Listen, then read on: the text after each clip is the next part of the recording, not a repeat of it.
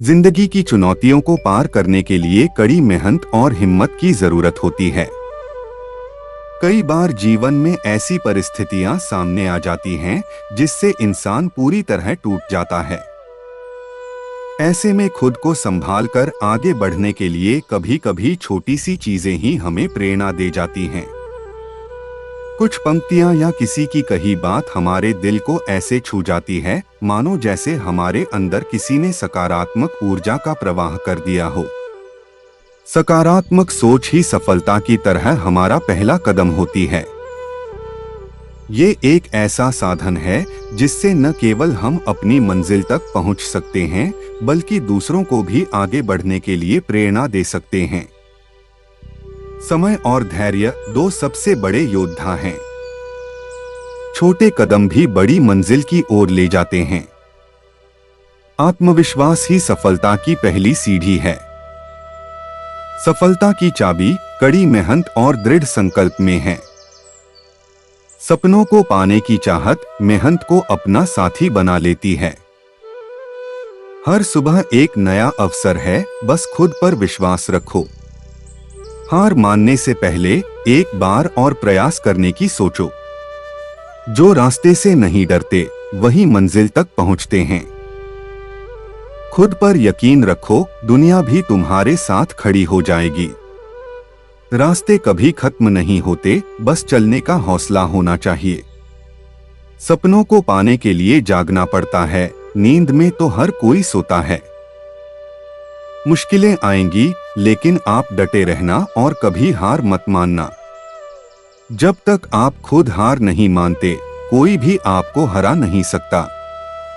सपने वो नहीं जो हम सोते वक्त देखते हैं, सपने वो हैं जो हमें सोने नहीं देते।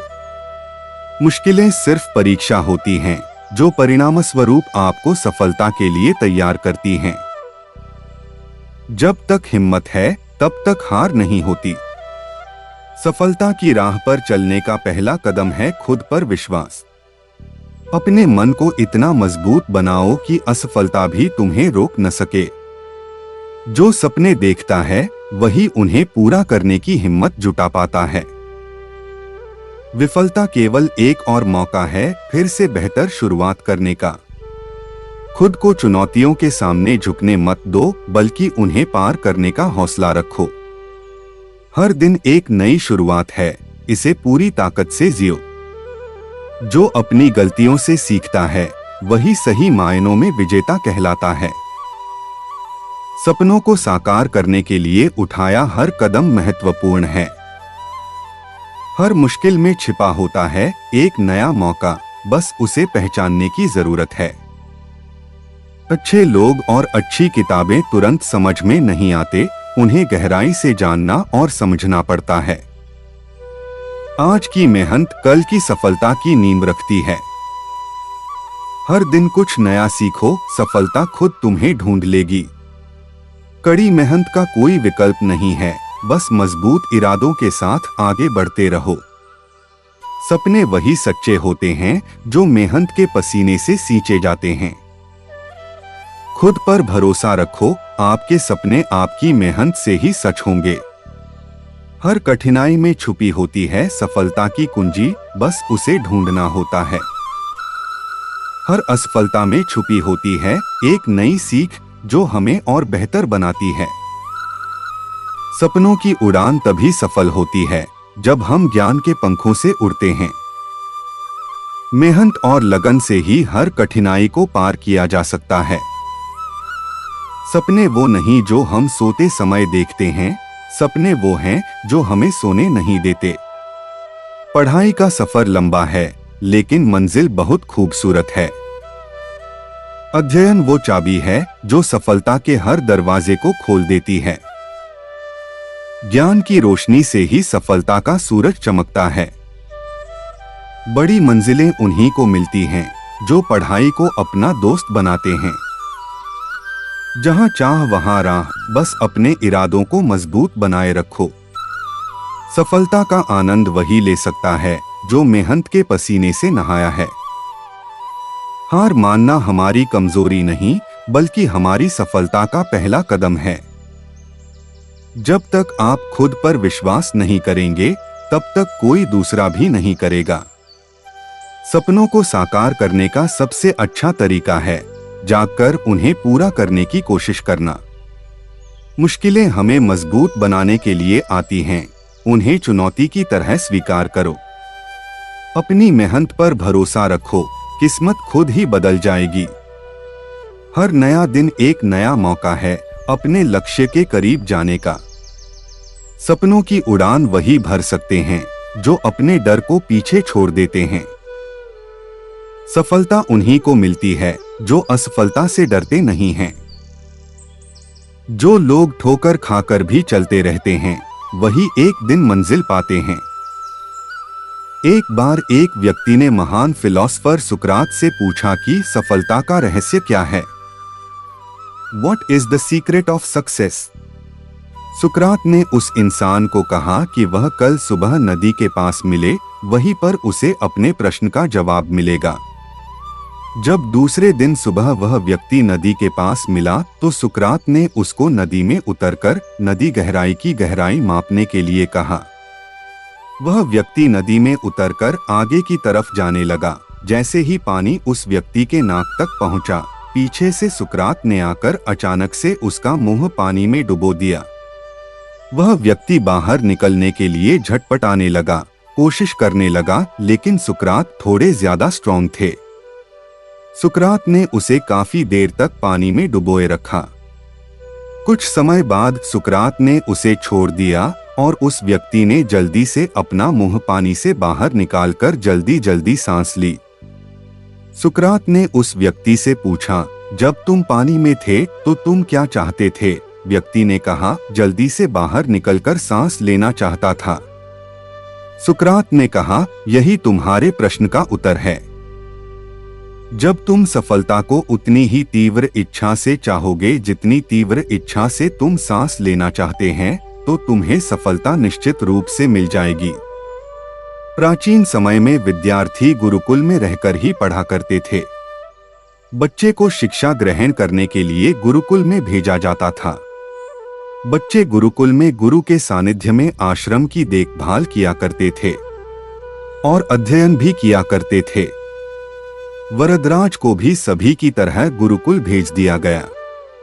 वहां आश्रम में अपने साथियों के साथ घुलने मिलने लगा, लेकिन वह पढ़ने में बहुत ही कमजोर था। गुरुजी की कोई भी बात उसके बहुत कम समझ में आती थी। इस कारण सभी के बीच वह उपहास का कारण बनता है। उसके सारे साथी अगली कक्षा में चले गए, लेकिन वो आगे नहीं बढ़ पाया। गुरुजी जी ने भी आखिर हार मानकर उसे बोला, बेटा वरदराज, मैंने सारे प्रयास करके देख लिए हैं। अब यही उचित होगा कि तुम यहाँ अपना समय बर्बाद मत करो।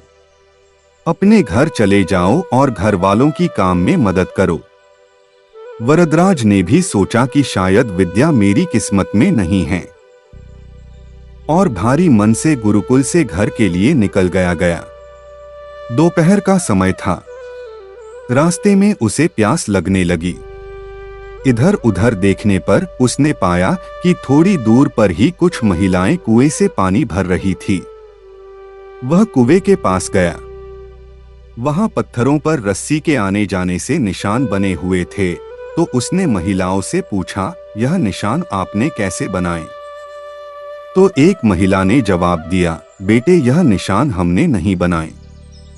यह तो पानी खींचते समय इस कोमल रस्सी के बार बार आने जाने से ठोस पत्थर पर भी ऐसे निशान बन गए हैं। वरदराज सोच में पड़ गया। उसने विचार किया कि जब एक कोमल से रस्सी के बार बार आने जाने से एक ठोस पत्थर पर गहरे निशान बन सकते हैं, तो निरंतर अभ्यास से मैं विद्या ग्रहण क्यों नहीं कर सकता। वरदराज ढेर सारे उत्साह के साथ वापस गुरुकुल आया और अथक कड़ी मेहनत की। गुरुजी ने भी खुश होकर भरपूर सहयोग किया।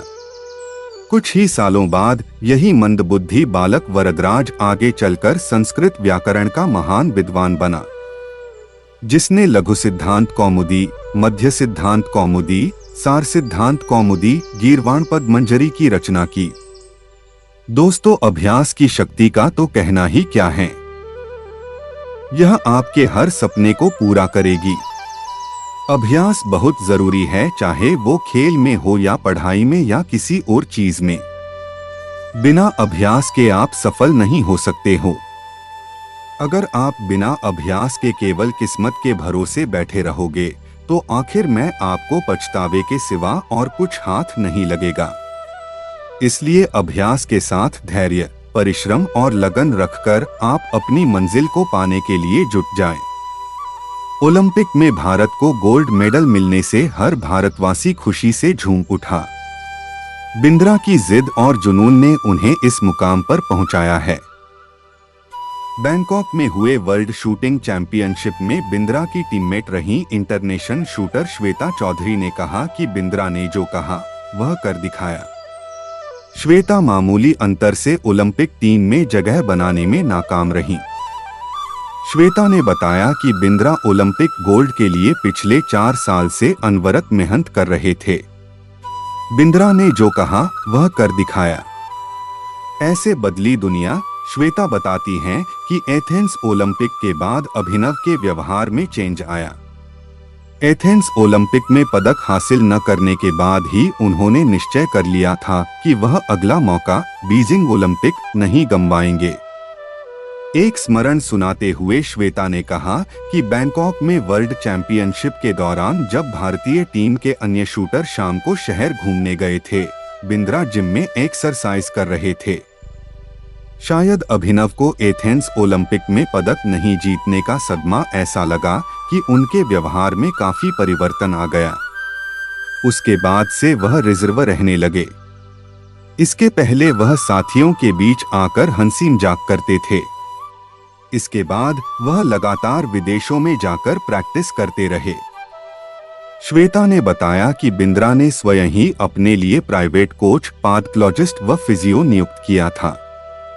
इसके बावजूद छोटी प्रतियोगिताओं में उनके मेडल न जीतने पर कई बार उनकी आलोचना भी हुई, परंतु उनको जानने वाले जानते थे कि अभिनव में वह क्षमता है जो वक्त आने पर बड़ी प्रतियोगिता में अवश्य दिखेगा।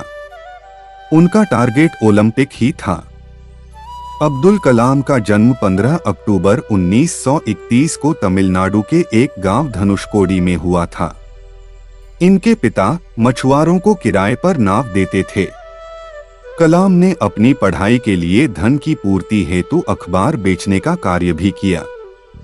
डॉक्टर कलाम ने जीवन में अनेक चुनौतियों का सामना किया। उनका जीवन सदा संघर्षशील रहने वाले एक ऐसे व्यक्ति की कहानी है जिसने कभी हार नहीं मानी तथा देशहित में अपना सर्वस्व न्योछावर करते हुए सदा उत्कृष्टता के पथ पर चलते रहे। 71 वर्ष की आयु में भी वे अथक परिश्रम करते हुए भारत को सुपर पावर बनाने की ओर प्रयासरत थे।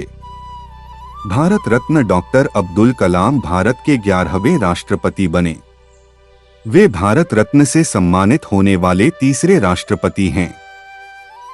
भारत के मिसाइल कार्यक्रम के जनक डॉ. कलाम ने देश को अग्नि एवं पृथ्वी जैसी मिसाइलें देकर चीन एवं पाकिस्तान को इनकी रेंज में लाकर दुनिया को चौंका दिया। एक बार एयरफोर्स के पायलट के साक्षात्कार में 9वें नंबर पर आने के कारण कुल 8 प्रत्याशियों का चयन करना था। उन्हें निराश होना पड़ा था। वे ऋषिकेश बाबा शिवानंद के पास चले गए एवं अपनी व्यथा उन्हें सुनाई। बाबा ने उन्हें कहा, accept your destiny and go ahead with your life. You are not destined to become an Air Force pilot. What you are destined to become is not revealed now, but it is predetermined. Forget this failure, as it was essential to lead you to your existence.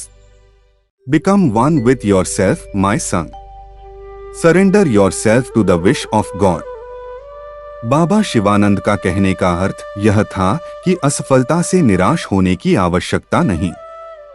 यह असफलता आपकी दूसरी सफलताओं के द्वार खोल सकती है। तुम्हें जीवन में कहां पहुंचना है इसका पता नहीं। आप कर्म करो, ईश्वर पर विश्वास करो। डॉक्टर कलाम का जीवन हर उस नवयुवक के लिए आदर्श प्रेरणा स्रोत है जो अपने जीवन में एक असफलता मिलने पर ही निराश हो जाते हैं। डॉक्टर कलाम ने अपने सारे जीवन में निस्वार्थ सेवा कार्य किया। उनका राष्ट्र प्रेम और उनका देशभक्ति का जज्बा हर भारतीय के लिए सबक एवं प्रेरणा का पुंज है।